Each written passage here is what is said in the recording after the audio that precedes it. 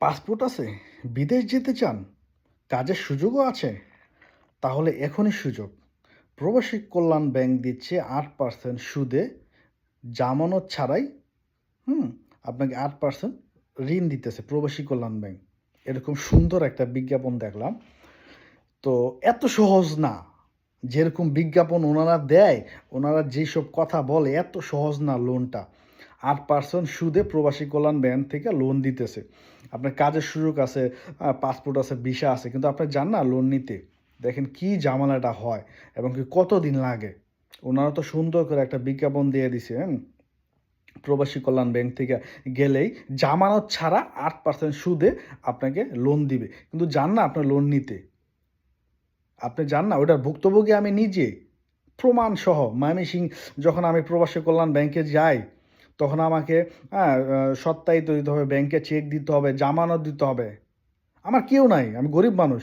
আমার ভিসা আছে, পাসপোর্ট আছে, আমাকে লোন দেন, আমি রেমিটেন্স আপনাদেরকে দিব। কিন্তু না, তারা জামানত নেয়, হ্যাঁ, এবং কি ব্লাঙ্ক চেক নেয়, মানে অনেক হাবিজাবি ভাই।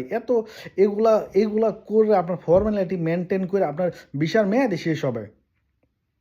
বাইরে যেসব ওয়ার্ক পারমিট ভিসা দেয়, ওগুলো 3 মাসের ভিসা। তারপরে গিয়ে ওইখানে আপনার ভিসাটা কমপ্লিট করতে হয়।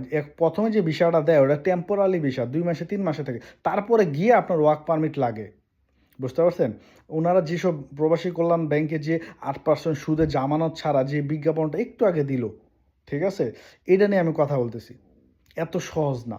ঠিক আছে? বাংলাদেশে যেগুলা বিজ্ঞাপন হয়, ব্যাংক লোন এত সহজ না। এত সহজ হইলে আমাদের ভোগান্তিতে পড়তে হইতো না। ওনার ব্ল্যাংক চেক চায়, তারপরে আপনার জামানতের লোক চায় এবং সেটা গভর্নমেন্টের লোক হইতে হবে, সরকারি কর্মকর্তা হইতে হবে। হুম? এভাবে লোন ওনারা দেয়। ঠিক আছে? আর বিজ্ঞাপনটা যে সহজ দিলেও এভাবে ওনারা লোন দেয় না। অনেক ঝামেলা এবং কি ঘুষ দিতে হয়। ওনারা বলে আমাদের লোক আছে ভাই, আপনার এখন একটা যদি লোক বলে ভাই আপনার আগেও 20-25 জন লোক আছে, তাদেরকে দিতে হবে, তারপরে হচ্ছে আপনি। এগুলো কিছু না, ভাউতাবাজি এগুলো আর কি। বুঝতে পারছো? হয়তো বা এখন সিস্টেম চেঞ্জ করতে পারে, কিন্তু কঠিন অনেক। মানে প্রবাসী ব্যাংকের লোনটা অনেক কঠিন। এইভাবে লোন হয় না। আর যেহেতু আপনার প্রবাসী ব্যাংকে লোন দেবেন, এমন একটা সিস্টেম করেন যে সিস্টেমে কেউ যদি লোন না পায়, আপনার লোনে গেছে কাস্টমার কেয়ার থাকবে, একটা কথা বলবে, তারপর ওনারা এসে তদারকি করবে যে লোনটা কেন দেওয়া হয়নি। একটা কাস্টমার কেয়ার ট্রিপল লাইনের মতো একটা নাম্বার সার্ভিস চালু করেন আপনারা, যে কোনো ব্যক্তি ওইখানে গেলে, হ্যাঁ, যদি লোন না পায় সরাসরি এই নাম্বারে কল দিয়ে অভিযোগ করতে পারবে, তারা এসে চেক করবে। এরকম একটা সার্ভিস চালু করে। আর আমাদের প্রবাসীদেরকে লোন তো আপনার আপনার যেটা হচ্ছে বাংলাদেশ সরকার, মানে 8% সুদ ছাড়া দেওয়া উচিত, জামানত ছাড়াই দেওয়া উচিত।